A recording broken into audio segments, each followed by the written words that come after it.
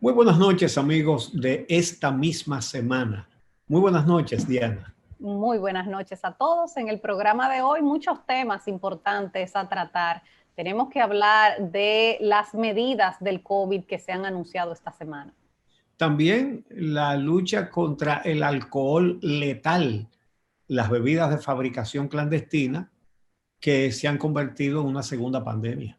La aprobación en primera lectura esta semana del Código Penal sin las causales, pero también el tema corrupción. Sí. Y la operación Coral. Claro, el tema central de esta semana. Evidentemente. Así que vamos a la pausa y regresamos con todo eso. Esta misma semana. Bien, amigos, hemos decidido llamarle alcohol letal porque hay muchas imprecisiones. La mayoría de la prensa dice que son bebidas adulteradas y eso no es así. Fueran bebidas adulteradas si fueran bebidas que tienen su registro sanitario, entonces alguien la coge y le saca una parte y le echa otra de otra cosa. Eso es adulterar. Que eso pasa, pero las muertes que han ocurrido en República Dominicana durante todas las últimas semanas se debe a la fabricación desde cero de alcohol con metanol. ¿Tú sabes cuál es el colmo? Que algunos medios dicen que han desmantelado fábricas de alcohol adulterado. O la fabricaron o la adulteraron, una de las dos, no las dos cosas. Entonces, ya nosotros le llamamos alcohol letal o bebidas alcohólicas letales de fabricación clandestina. Y la verdad es que 100 y pico de muertos en un mes es demasiado. Eso tiene un nivel criminal de genocidio, de gente que lo que está es buscando ganarse un dinero más, aunque se muera quien se muera o cuantos se mueran. Y mira, los resultados de las inspecciones que han estado haciendo Salud Pública son, la verdad, que extremadamente preocupantes. Según en esa rueda de prensa que se hizo conjunta entre varias organizaciones, el representante de Salud Pública dijo que encontraron metanol en el 60% de las bebidas analizadas que incautaron en los colmados. En el 60% de lo que bebe la gente en los colmados hay metanol. Entonces, por eso le decimos bebidas letales, porque el metanol es letal, es decir, mortal. Se lo echan como para aclarar, me han dicho, no sé para qué cosa, y también el sabor. Le echan cabezas y tripas de pollo, que eso lo consiguen regalado en las polleras. Eso lo hacen para acelerar la fermentación. Sí. Le echan thinner, que es para remover pintura. Ya usted sabe cómo lo remueve la tripa al que se lo bebe. En fin, es un genocidio. Entonces, ¿qué es lo que pasa? Que hay como tanta indolencia de que ganarse un dinero no importa que tú te lleves a la humanidad de encuentro. Y algunos colmaderos se están quejando de que estén cerrando fábricas e incautando. Dicen que además que las ventas le han bajado. Vamos a escuchar a estos individuos. Las marcas originales también se afectan porque la venta se reduce. Pero quien lamentablemente se afecta grandemente es la víctima. Nosotros vendemos 310 pesos. 310 el vulgar. Este es el original. Eso que vende privado por ellos, lo vendrán algunos 100 pesos. Es decir, su preocupación no es que han muerto 100 y pico en un mes. Eso no tiene la menor importancia. Su problema es que están vendiendo menos veneno. La verdad es que esta sociedad tiene muchos retorcimientos. A esta sociedad hay que enderezarla de muchos lados. El Poder Ejecutivo promulgó un decreto fortaleciendo las sanciones, pero la verdad es que todavía nos encontramos las sanciones muy blandas, porque causar la muerte de gente con una cosa que tú vendes, no hay que hacer leyes nuevas, eso está contemplado en las leyes. Está bien que la pongan un poco más severa, pero con las leyes que hay se pueden establecer sanciones fuertes para que de una vez por todas se deje este negocio. Mira, hay algunas medidas que sí era necesario, que además sorprende que no se hubiera regulado antes, con el tema de la importación y comercialización del metanol en República Dominicana, porque si bien tiene fines industriales, se supone que ese debe ser el fin de la importación de esa sustancia como anticongelante, como combustible para fines industriales, el mayor uso que se le da en nuestro país es para la fabricación de alcohol. Entonces, era necesario que se estableciera algún tipo de reglamentación para las personas que importan y comercializan el metanol en nuestro país. E incluso una medida que nos parece muy atinada, que es la de agregar un sabor amargo a la sustancia para que las personas puedan identificarlo, porque uno de los grandes problemas del metanol es que es insaboro, incoloro, insípido. Insípido, exactamente. Incoloro, inodoro e insípido. Que de hecho eso es una medida que se toma con el gas propano también, para que las personas puedan identificar cuando hay una fuga, que se le agrega ese olor que es... Exactamente. Sí, ese olor que es tan particular que la gente lo identifica rápidamente y fácilmente. Entonces se agregará un sabor amargo al metanol para que la gente sepa cuando le están vendiendo eso. Claro. Al gas licuado de petróleo le ponen ese olor tan desagradable para que cuando haya un escape todo el mundo se dé cuenta y salga corriendo. Porque es insoportable el olor. Bueno, de la misma manera va a hacer que esta bebida sepa a rayo. Una sustancia que nunca debe ser utilizada para el consumo humano. Nunca, jamás. Pero para que si alguien lo hace, el consumidor lo puede identificar, se pueda dar cuenta, le sepa mal el metanol. La verdad es que la muerte de más de 100 personas en 30 días es un genocidio, pero es un suicidio colectivo también. Porque tú crees que habrá alguien sobre el territorio de la República Dominicana que no sepa que se está muriendo gente en cantidad por beber esa porquería. Bueno, realmente la queja de los colmaderos, de las bajas en las ventas, es justamente porque parece que la alarma está causando sus efectos en la venta de alcohol a nivel de colmados en nuestro país. Y de hecho, no sé si has visto que ha arreciado campañas de las principales marcas licoreras del país, enseñando a la población cómo pueden identificar que sus botellas tienen todos sus cierres de seguridad, que no han sido violentadas, que no fue que las rellenaron con otra cosa, porque sí se han afectado las ventas del alcohol y esa es una industria que hay que proteger, porque es una industria que es marca país de la República Dominicana. El ron dominicano está muy bien posicionado en el mundo entero, el legal.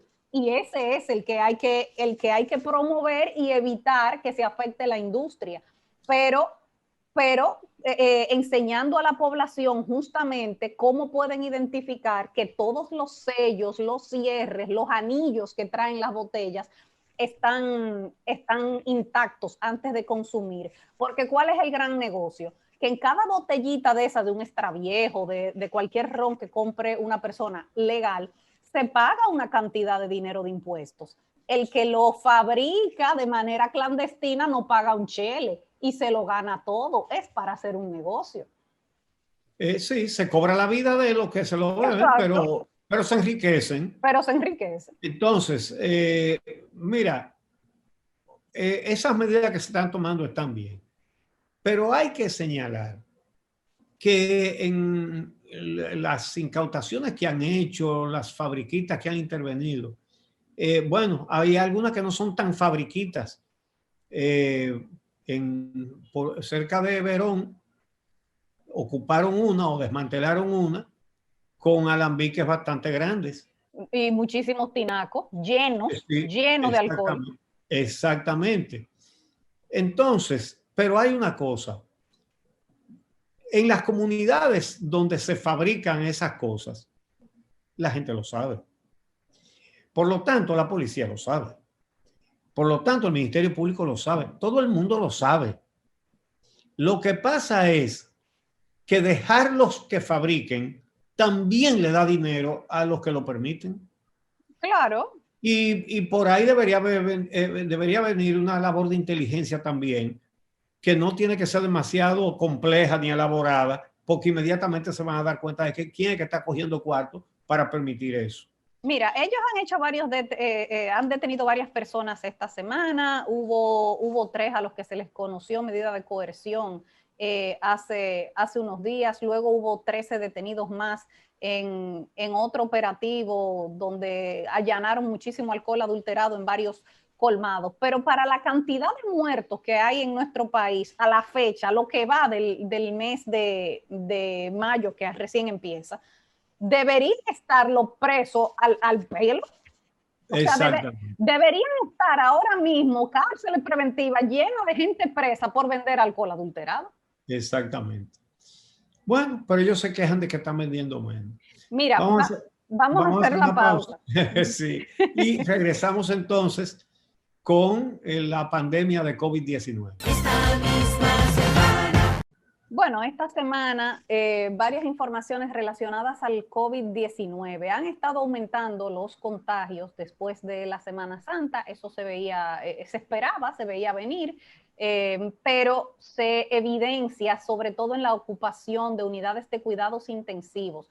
No podemos decir tanto en el nivel de contagios reportados en los boletines, porque desde que se tomó la medida de limitar la prueba PCR, han bajado mucho la cantidad de pruebas que se está realizando en República Dominicana. Sin embargo, se evidencia ese aumento en la ocupación hospitalaria y sobre todo en las unidades de cuidados intensivos.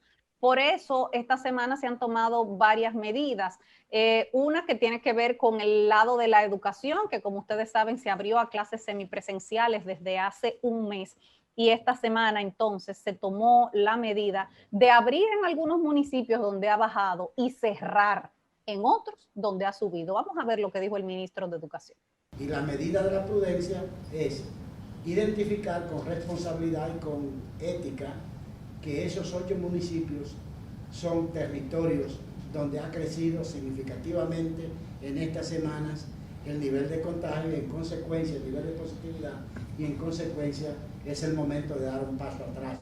Bueno, la esperanza de acabar con la pandemia sigue siendo obviamente la vacuna, y van a venir más vacunas en los próximos días. Eso permitirá dinamizar aún más la campaña de vacunación. Según la vicepresidenta, llegarán más vacunas esta próxima semana, lo que permitirá que se continúe el plan de vacunación, que durante esta semana ha estado muy activo. Se estuvo vacunando personal del sector turismo, del sector restaurantes y también la prensa y los medios de comunicación. Eso sin que se levantaran ronchas, porque mucha gente entiende, y yo lo comprendo, que estarse saltando las fases que fueron anunciadas originalmente no es sano, sobre todo cuando ese esquema fue concebido para que la vacunación se diera por grupos de edad. Entonces, tú tienes personas que, por ejemplo, pueden trabajar en el sector turismo o en el sector de la prensa o en el sector de los restaurantes, que son gente muy joven, gente de 20 y pico de años, gente de 30 y pico de años que están recibiendo la vacuna, primero que personas con comorbilidad de 50 y tantos, por ejemplo. Sí, así es. Bueno, vamos a ver qué fue lo que dijo la vicepresidenta que dirige el Gabinete de Salud. Porque cuando se habla de personal de primera línea, señores, los comunicadores están siempre como un personal de primera línea. Ustedes no importa si hay un huracán, si hay un terremoto, ahora lo que es esta guerra que se llama el enfrentar esta pandemia, nunca han estado en su casa, sino que también informando a la población, y eso nosotros tenemos que agradecérselo. Y la mejor manera de agradecérselo es realmente pues permitiendo que ustedes también puedan recibir su vacuna. Bien, entonces vamos a hacer la pausa y cuando regresemos vamos a tratar el tema de la aprobación en primera lectura del Código Penal en la Cámara de Diputados sin las 3 causales para la interrupción del embarazo que ha venido reclamando organizaciones, sobre todo feministas, pero muchas otras organizaciones también. Y vamos a ver otros temas que tienen que ver con ese código penal, por lo menos de lo que se aprobó en primera lectura. Esta misma semana. Bueno, esta semana fue aprobado en primera lectura el Código Penal en la Cámara de Diputados después de amplios debates que se centraron sobre todo en el tema de las 3 causales. Hubo un informe disidente que presentó el diputado José Horacio Rodríguez pidiendo que se incluyeran en el proyecto las 3 causales y que no concitó el apoyo de la mayoría, aunque hubo 45 diputados que votaron a favor de que fueran incluidas. Sin embargo, cuando se votó el proyecto de Código Penal, se votó sin las causales y así fue aprobada. Que por cierto, hay una confusión en el que dicen que fue aprobada la eximente vida dentro del Código Penal y no ha sido aprobada ninguna de las 3 causales. Así Este es el estado de necesidad que ya existía, pero la causal de riesgo de vida de la madre tampoco ha sido incluida dentro del Código Penal, ninguna de las 3. Exactamente, sobre todo porque lo que dice lo que se aprobó es que cuando están en riesgo la madre y su criatura, son los médicos, no ella. No. Es decir, ella no puede decir, mira, yo no quiero correr el riesgo de morir. No, es que los profesionales de la medicina que estén actuando deben hacer todo lo posible por salvarlos a los dos. Y entonces, si no se puede, y eso lo pueden probar, entonces pueden interrumpir el embarazo. Lo cual llevaría... Pero ahí no interviene la voluntad, opinión ni la voluntad de la madre para nada. Absolutamente. De hecho, habría que esperar que esté en riesgo inminente de morirse para poderle intervenir. Sí. Si no, no es posible. Poniendo más en riesgo su vida, por supuesto. Entonces, claro. Mira, esto fue objeto de amplios debates en la Cámara de Diputados y la verdad no habría sido posible que se aprobara de esa manera si no hubiera sido por el voto del Partido Revolucionario Moderno, que es a quien los grupos que reclaman las causales le han estado solicitando de manera más enfática la aprobación de una promesa de campaña, que cumplan una promesa de campaña de la que luego se han echado hacia atrás. Entonces hay que decir que los expresidentes Leonel Fernández y Danilo Medina no aprobaron el Código Penal sin las causales, lo devolvieron al Congreso. Y hay que decir que sus diputados votaron por las causales, ¿verdad? Entonces, fueron los del PRM mayoritariamente los que votaron contra las causales. Lo que evidencia por un código penal sin las causales. Lo que evidencia que sí hubo una línea de que se aprobara de esa manera, porque una gran cantidad de diputados del PRM, entre los que se encuentra el propio presidente de la Cámara, Alfredo Pacheco, han sostenido siempre que ellos están de acuerdo con las causales y que las apoyan. Sin embargo, a la hora de votar, votan distinto a lo que se supone que es lo que ellos creen y sus principios. Entonces, es evidente que hubo una línea partidaria de que se aprobara el código así.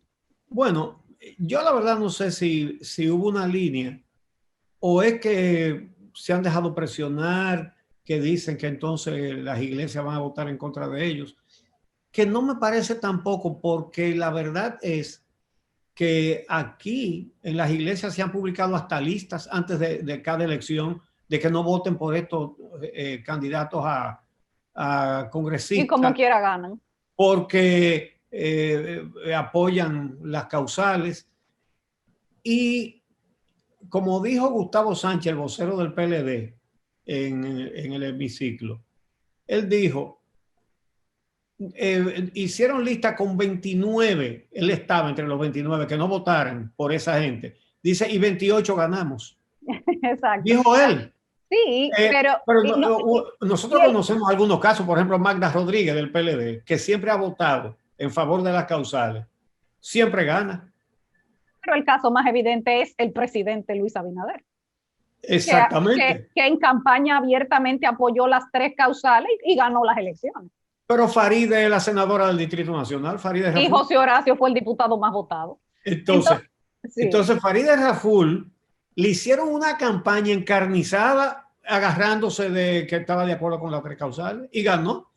Le ganó a los otros 2 juntos. Ella ganó, sacó más del 50% de los votos. Pero yo te voy a decir qué es lo que sucede. Lo que sucede es que ya viene por ahí el proyecto de reforma fiscal, que lo vienen anunciando, vienen preparando el terreno.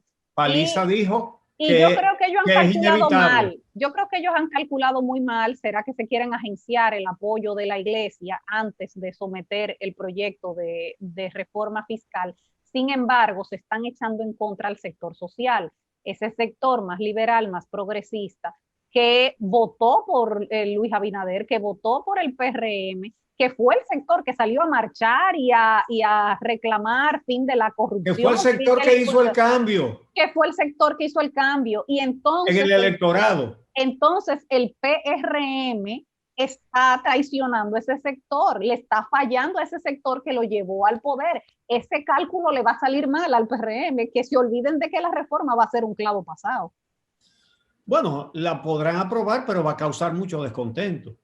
Y la tienen que hacer, porque aquí teníamos, antes de la pandemia, un endeudamiento galopante y ahora el galope se aceleró por la pandemia.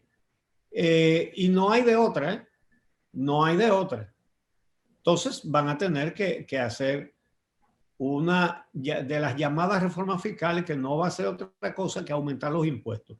Es muy importante señalar que ellos pueden aumentar impuestos sin perjudicar o minimizando el perjuicio a los sectores más pobres.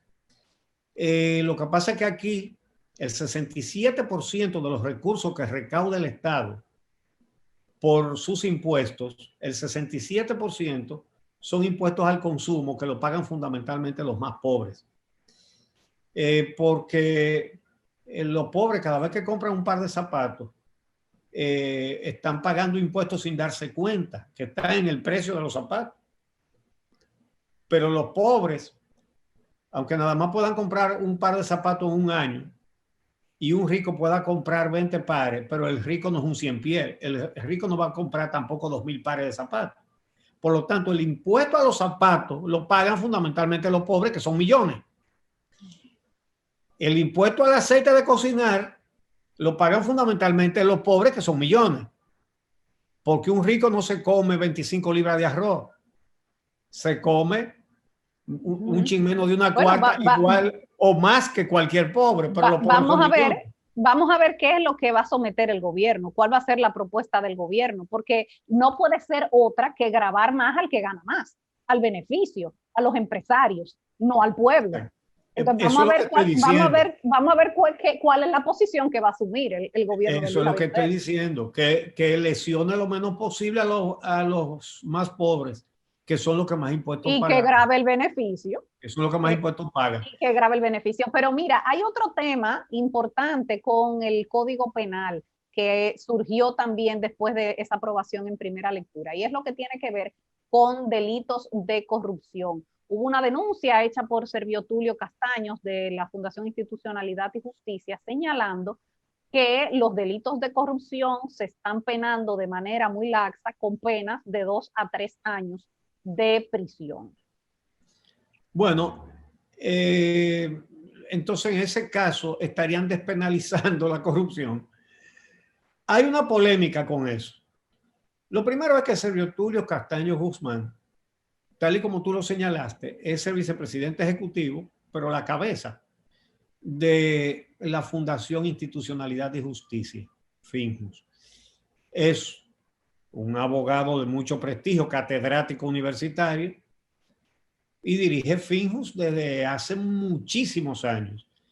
Es decir, no estamos hablando de que un loco viejo dijo que le bajaron la sanción a la corrupción. Lo está diciendo una persona que sabe de eso. Sin embargo, hay una polémica y parece haber una confusión. El presidente de la Comisión de Justicia de la Cámara de Diputados, Alexis Jiménez, del PRM, dice que no, que si se acumulan muchísimos tipos penales en un solo caso, entonces le pueden cantar hasta 60 años Ajá, a pero una persona, pero entonces tendrían que cometer todos los delitos. exactamente, Cuando los principales son los de enriquecimiento o sea, exact- enriquecimiento privado con bienes públicos, que es lo que está en el exactamente. artículo 303. Déjame leerlo, dice. Todo funcionario o servidor público que prevaleciéndose de su posición dentro de los órganos, entes y organismos del Estado, sus dependencias o instituciones autónomas, obtenga para sí o para terceros provecho económico, malutilice los bienes públicos para beneficio privado, ofrezca, prometa o realice actividad inherente a su cargo, cometa la infracción de corrupción, será sancionado con 2 a 3 años de prisión e Oiga, inhabilitación para ocupar funciones públicas por un periodo de 5 a 10 años. dice Servio Tulio que era de 4 a 10 años y ahora lo ponen de 2 a 3. Pero José Horacio Rodríguez, que es un diputado con credibilidad, eh, dijo en el programa El Día que Servio Tulio está equivocado. Él dice que no existía esa sanción de 4 a 10 años, pero Servio Tulio dice que sí, y que la que se puso es nueva. De todas maneras, le puede parecer a alguien que es justo que los delitos de corrupción, que en la práctica se convierten en genocidio, porque cuando un funcionario se roba 30,000 millones de pesos, son muchos los acueductos que se dejan de hacer y hay mucha la gente que se muere por eso. Son muchos los recursos que faltan para darle seguridad a las calles y hay tantas personas que son víctimas de la delincuencia.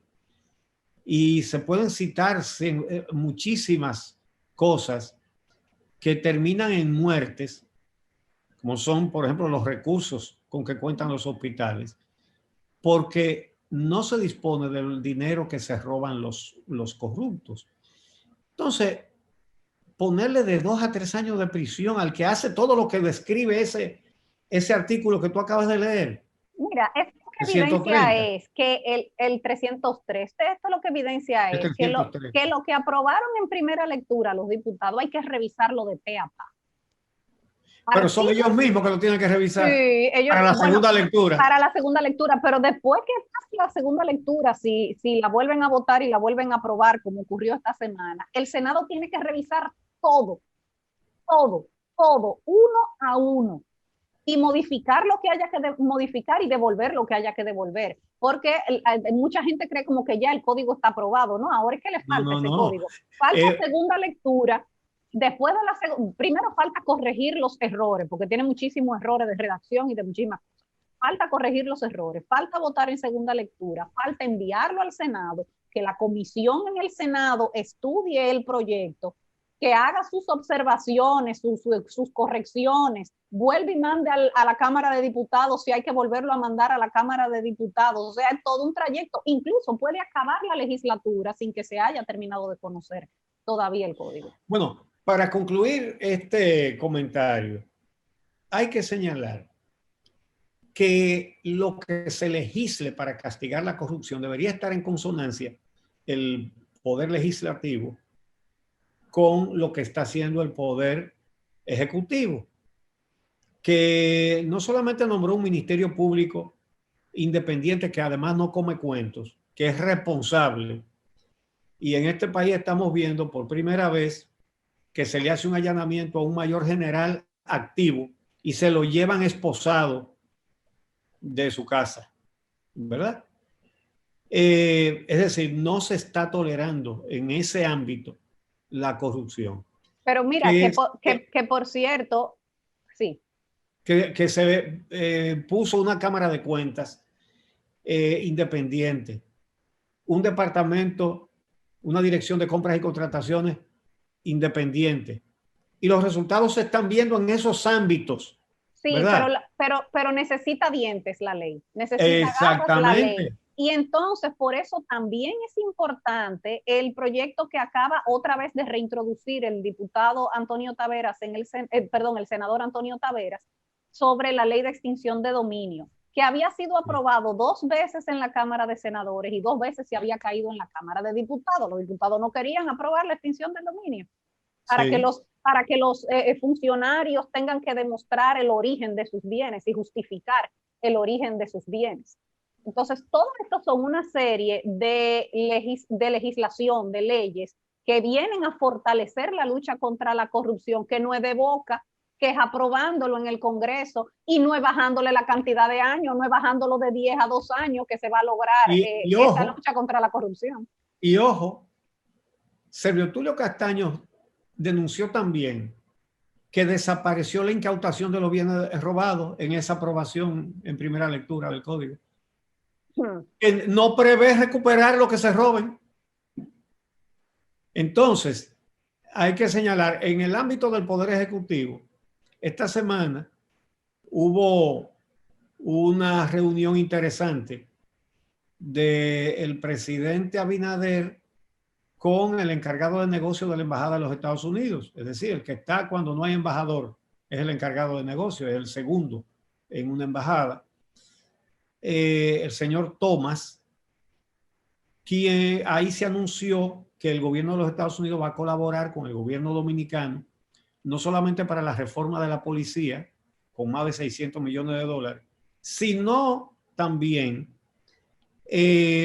para estructurar la persecución de el crimen organizado y la corrupción.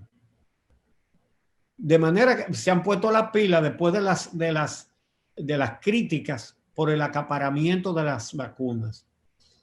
Y tiraron su chinita también contra China en esa reunión. Siempre, pero que flojen la vacuna entonces. Que flojen la vacuna. Que flojen la vacuna. No, y bienvenida a la colaboración para perseguir también a los corruptos. Claro. Y en los pleitos de China y de los Estados Unidos, nosotros no tenemos nada que buscar en el medio de eso. Bueno, y que terminen de compartir la información de lo que diga César el Abusador, de lo que diga Toño Leña, de lo que diga, que compartan la información. Y todas las pruebas, y todas las pruebas que tienen de los sobornos que pagó Odebrecht también. Exactamente. Que digan los codinomes, que lo digan. Bueno, mira, vamos a hacer la pausa y cuando regresemos vamos a hablar sobre la Operación Coral. Esta misma semana.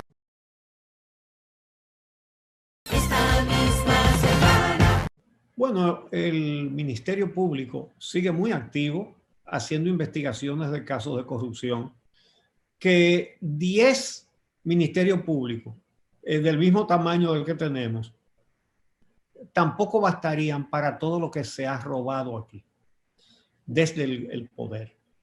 Ahora bien, están haciendo buenas investigaciones, están actuando en base a pruebas, a hechos muy demostrables. Obviamente, cada vez que someten a alguien, los abogados salen diciendo que no tienen pruebas. Eso es parte del trabajo de los abogados defensores.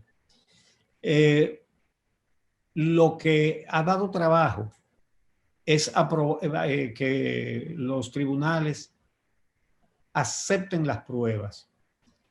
La verdad es que es difícil explicar que en un caso como el de Odebrecht no se admitan como pruebas las confesiones de los funcionarios de Odebrecht que dicen que pagaron sobornos aquí y que lo dicen por escrito. Y entonces le buscan un periquito aquí, un periquito allá, y esa prueba no puede ir. Las pruebas documentales de lo que pagaron los sobornos. Obviamente aquí cambió el Ministerio Público, no la judicatura. Los jueces siguen siendo los que pusieron los gobiernos del PLD. Y el presidente de la Suprema Corte de Justicia sigue siendo del Comité Central del PLD. Digo, él no estará en esa función ni ahora. Pero es como todo el que ha puesto el PLD. Jean Alain nunca renunció a ser del Comité Central del PLD. Pero, por ejemplo, Roberto Rosario, que renunció para ser presidente de la Junta, lo primero que hizo fue inscribirse otra vez en la Fuerza del Pueblo. Entonces, con eso hay que acabar.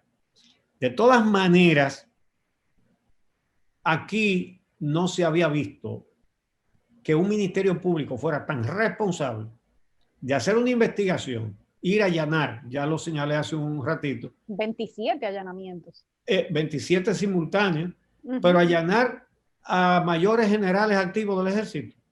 Pero lo más interesante... Y llevarse los esposados. lo más interesante son las cosas que encontraron en esos allanamientos, Ah, sí, que van desde millones de pesos en cajas fuertes sí.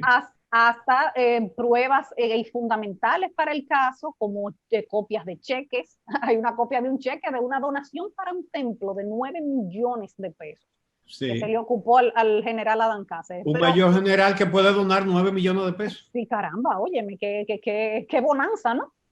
Pero además, cosas tan extrañas como una investigación al que en ese momento era el procurador Domínguez Brito. ¿Qué hacía ese militar con esto?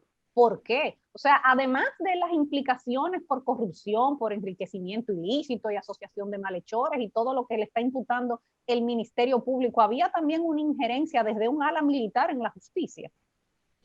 Uno no puede especular porque solo ellos saben por qué estaban investigando a su procurador. Pero es que además él tenía documentos del caso Tucano. O sea, ¿qué hacía ese militar con esos documentos? ¿Por qué? ¿Por qué un mayor general tenía documentos del expediente del caso Tucano? Pero lo que estaba diciendo es que cuando estaban espiando a Domínguez Brito, es cuando él era procurador. Sí. Y los documentos que tenía ¿cómo se llama? El mayor general Cáceres Silvestre, en su casa, que hacía un documento confidencial de un espionaje en la casa de él. Pues ese espionaje que le estaban haciendo en el 2014 era cuando él estaba investigando los actos de corrupción de Félix Bautista. ¿Y por qué entonces espiaban al procurador? ¿Y qué era lo que tenían de él ahí? Bueno, el Ministerio Público actual sabe qué era lo que tenían porque tiene los documentos, pero ellos no dijeron.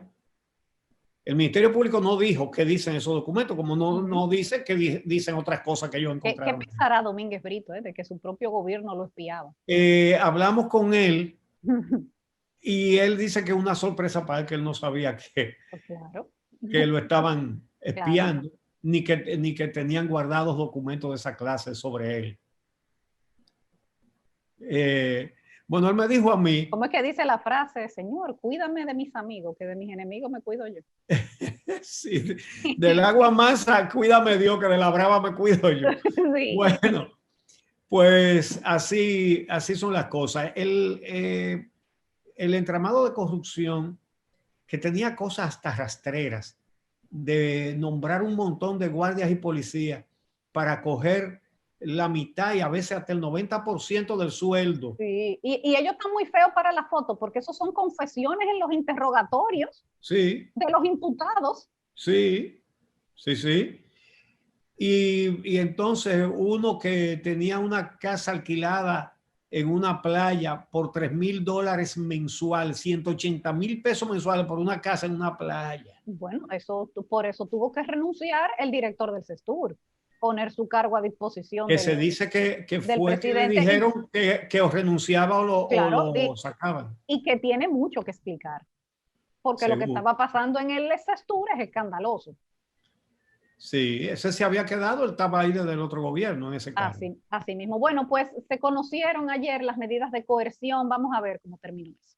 Rechazamos la recusación, sin embargo, cubriendo las reglas del debido proceso, ordenamos a la secretaria del tribunal tramitar las actas que correspondan y el informe en el cual rechazamos los motivos al no advertir ninguna omisión ni ninguna lesión al derecho de defensa de las personas imputadas, a los fines que el presidente de la Corte de Apelación, de la Cámara Penal de la Corte de Apelación del Distrito Nacional, evalúe la cuestión y decida la pertinencia o no de la continuidad de esta juez a esos fines. Bueno, Diana, así llegamos al final de una semana bastante caliente. Gracias, amigos, por acompañarnos. El próximo sábado a las 7 de la noche estaremos aquí dándoles este servicio, resumiéndoles en poco menos de una hora todo lo relevante que ha sucedido durante la semana. Hasta el próximo sábado. Esta misma semana.